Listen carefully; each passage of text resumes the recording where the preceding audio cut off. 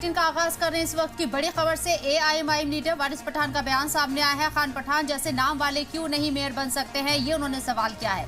एक दिन हिजाब वाली खातून भी मेयर बनेगी। नीतीश राणे के बयान पर वारिस पठान का पलटवार है। आई लव महादेव बोलने वाला ही बनेगा मुंबई का मेयर, नीतीश राणे ने बयान दिया था। वाज़ेह है कि नीतीश राणे अपने बयानों को लेकर अक्सर सुर्खियों में रहते हैं और एक मरतबा फिर से वो सुर्खियों में बने हुए हैं। एआईएमआईएम लीडर वारिस पठान के जरिए उनके बयान पर पलटवार किया गया। उन्होंने कहा है कि एक दिन हिजाब वाली खातून भी मेयर बनेगी। नीतीश राणे के बयान पर वारिस पठान ने ये पलटवार किया। आई लव महादेव बोलने वाला ही मुंबई का मेयर बनेगा, नीतीश राणे ने इस बात का जिक्र किया था।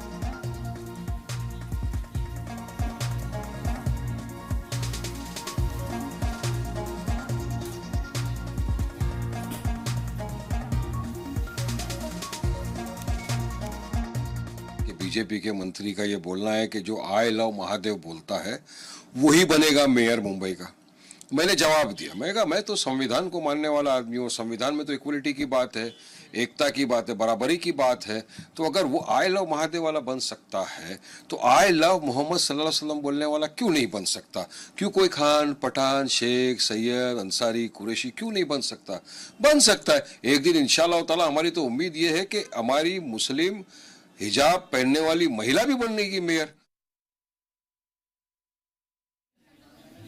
तो खान पठान जैसे नाम वाले लोग भी एक दिन मेयर बनेंगे, हिजाब वाली खातून भी मेयर बनेगी। वारिस पठान ने इस बात का जिक्र किया है।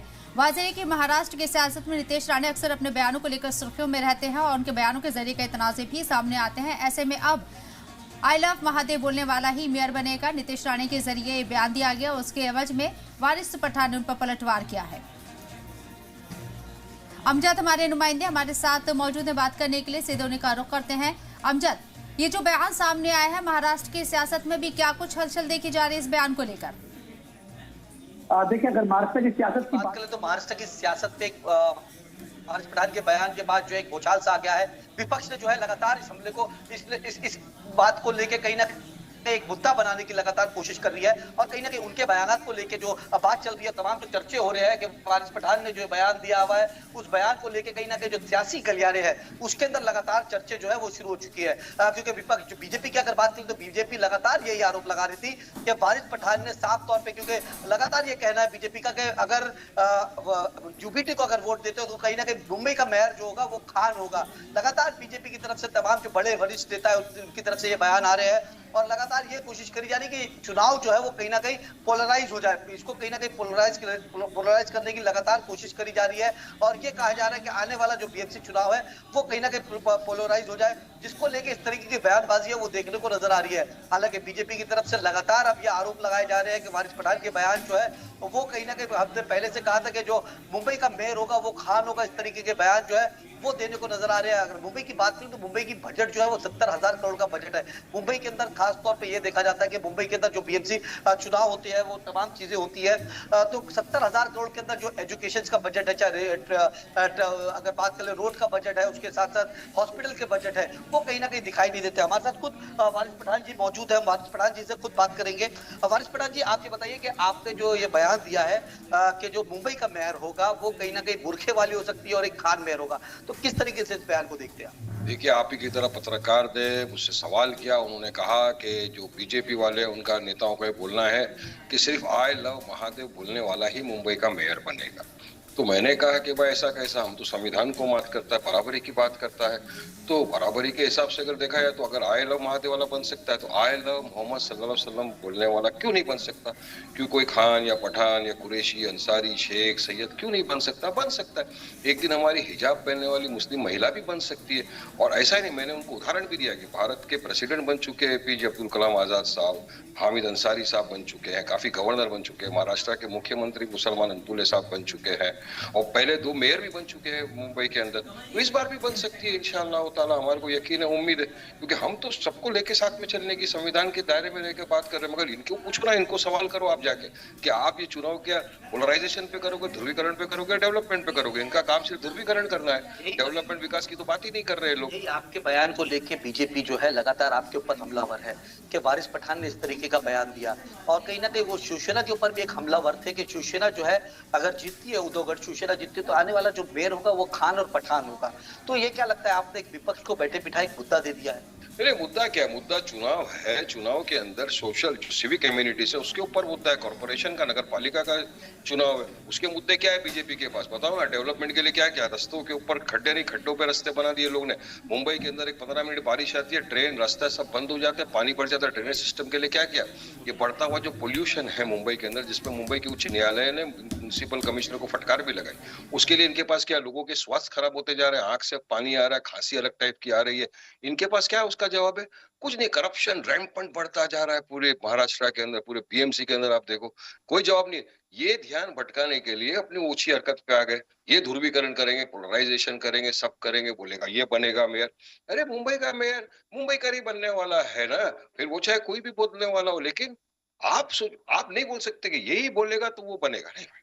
मुंबई जिसको मुंबई की जनता मोहब्बत से, दुआओं से, वोटों से नवाजेगी, वो मेयर बनेगा। और इंशाल्लाह हमको यकीन है हमारे को लोग मोहब्बत से नवाज रहे, दुआओं से नवाज रहे। आपने पिछला महाराष्ट्र का चुनाव देखा, नगर परिषद का, हमको कितने अच्छे वोट मिले। 83 जगह हमारे पार्षद जीते, एक हमारा चेयरमैन भी बना हुआ है। तो मुंबई के अंदर भी इंशाल्लाह ताला बन सकता है।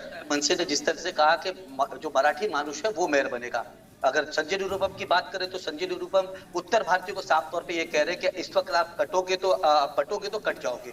इस तरीके के बयानबाजी जो है वो लगातार बीएमसी चुनाव के अंदर सुनाई दे रही है। तो क्या लगता है कि बीएमसी चुनाव जो है अस्तित्व की लड़ाई है दोनों भाइयों के लिए भी, और कहीं ना कहीं अगर पवार फैमिली की बात करें तो उनके लिए भी कहीं ना कहीं एक अस्तित्व की लड़ाई नजर आ रही है। क्या लगता है कि बीएमसी चुनाव जो है वो कहां तक? देखिए अभी दो भाई मिल गए इतने वर्षों के बाद, अच्छी बात है। दो फैमिली का अगर एक मिलन हो गया तो हमको उससे कोई दिक्कत नहीं है, बड़ी अच्छी बात है। दो जन मिल रहे और चुनाव है, सबको लड़ने का अधिकार संविधान ने दिया है, उनको भी हमको भी।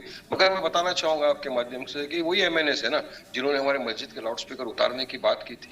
इनके पास है क्या आज बताने के लिए? डेवलपमेंट क्या किया इन्होंने? सिर्फ मारम पीटी, गुंडा कर दी, गाली गलोच, ये बोल नहीं तो मारेंगे, वो बोल नहीं तो मारेंगे। इसके सिवा क्या किया एमएनएस ने? उसके साथ में कौन जा रहा है? उद्धव ठाकरे। वो बेटा वो लोग तो वो है उद्धव ठाकरे जिन्होंने महाराष्ट्र की असेंबली में खड़े होकर कहा था कि हमको गर्व है कि हमने बाबरी मस्जिद को गिरा दिया। ये उनके साथ, ये उन लोग साथ में, ये हमको सिखाएंगे नेशनलिज्म, पेट्रोलिज्म, ये सर्टिफिकेट बांटेंगे क्या? इनके पास डेवलपमेंट का मुद्दा क्या? इतने वर्षों तक राज किया, अपनी तिजोरियां भरी, क्या काम किया मुंबई के विकास के लिए? क्या काम किया मुंबई के ड्रेनेज सिस्टम के लिए? क्या क्या मुंबई की जो इमारतें हैं धज्जर इतनी सारी, क्या क्या उसके लिए झज्जर इमारतों के लिए? तो ये सारे सवाल इनको जनता कर रही है, इनके पास कोई जवाब नहीं है। तो बस आरोप लगाओ, ये करो, हम बनाएंगे, तुम बनाएंगे। अरे भाई जिसको जनता वोट देगी, मोहब्बत नवाजेगी, वो जीतेगा, वो मेयर बनेगा। और मेयर तो मुंबई का ही बनेगा ना। और मैं तो अपने आप को प्राउड भारतीय मुसलमान और प्राउड मुंबईकर बोलता हूँ। मी मुंबईकर आहे, मला गर्व आहे मुंबईकर म्हणून मला। मुंबई का चुनाव जो बीएमसी चुनाव जो है वो अब हिंदू मुस्लिम पे लड़ा जाएगा कि जो असली मुद्दे है उसके ऊपर लड़ा जाएगा? क्योंकि बयानबाजी लगातार देखी जा रही है। तो बीएमसी की कैंपेनिंग में हिंदू मुस्लिम नजर आएगा कि विकास नजर आएगा? देखिए हम तो विकास की बात कर रहे हैं, एकता की बात कर रहे हैं, सबको साथ ले जाने की बात कर रहे हैं। मुंबई की जो झज्जर हालत इन लोगों ने बना दी उसको सुधारने की बात कर रहे हैं। जहां जहां करप्शन है वहां पे करप्शन खत्म करने की हम बात कर रहे हैं। किसानों के साथ जो अत्याचार हो रहा है, उनको पैकेज नहीं दिया जा रहा है, उनके लिए बात कर रहे हैं। ये पोल्यूशन को खत्म करना, उसके लिए हम बात कर रहे हैं। ये ध्रुवीकरण करते हैं, ये कुछ जवाब देंगे तो हमारे मुंह पे भी तो जुबान है ना, हम इनसे भारी जवाब देंगे। तो हमने इनको तो संविधान के दायरे में रहकर जवाब दिया। मेरे बात का इनके पास जवाब क्या है वो तो पूछो, उनको सवाल तो करो कि भाई उसने बोला कॉन्स्टिट्यूशन ने इजाजत दिया इक्वालिटी की और बन सकती है, और ऑलरेडी पहले बन चुके हैं मुस्लिम मेयर। तुम्हारे पास क्या जवाब है इसका? एक ही ध्रुवीकरण, पोलराइजेशन, गाली, नफरत। चुनाव नफरत से नहीं लड़ा जाएगा, चुनाव मोहब्बत से लड़ा जाएगा। और जिसको पब्लिक मोहब्बत देगी वो इंशाल्लाह बनेगा मेयर। आप लोग कितने चुनाव पे, मतलब कितनी जगह मुंबई में लड़ने वाले हैं चुनाव आप लोग? अब देखिए हमारे सब इंटरव्यू चल रहे हैं। हमारे पार्टी के जो महाराष्ट्र अध्यक्ष है इम्तियाज भाई वो मौजूद है, फारूक भाई मौजूद है, मैं हम सब बैठ के इंटरव्यू ले रहे हैं। एक लिस्ट तो हमने जाहिर कर दी कल। अभी बाकी के जो कैंडिडेट्स हैं उनकी लिस्ट इंशाल्लाह आज कल 1-2 दिन के अंदर ये सबके सामने आ जाएगी, पता चल जाएगा कहाँ कहाँ लड़ रहे, कितनी सीटों पर लड़ रहे। मगर पूरी मजलिस इत्तेहाद मुस्लिमीन पूरी ताकत के साथ, मजबूती के साथ पूरे महाराष्ट्र में नगर पालिका का चुनाव लड़ेगी। हमारे पूरे सब तैयार हो गए हैं अल्हम्दुलिल्लाह। और मुझे यकीन है कि जिस तरह बिहार में, महाराष्ट्र के नगर परिषद में लोगों ने उनको मोहब्बत से वोटों से नवाजा, इसी तरह इस मरतबा भी चुनाव की तैयारियां तमाम पार्टियां करती हुई नजर आ रही है। एआईएमआईएम भी इसी सिलसिले में आगे बढ़ रही है। बिल्कुल, बहुत बहुत शुक्रिया आपका अमजद हमारे साथ जुड़ने के लिए और तमाम तफसीलात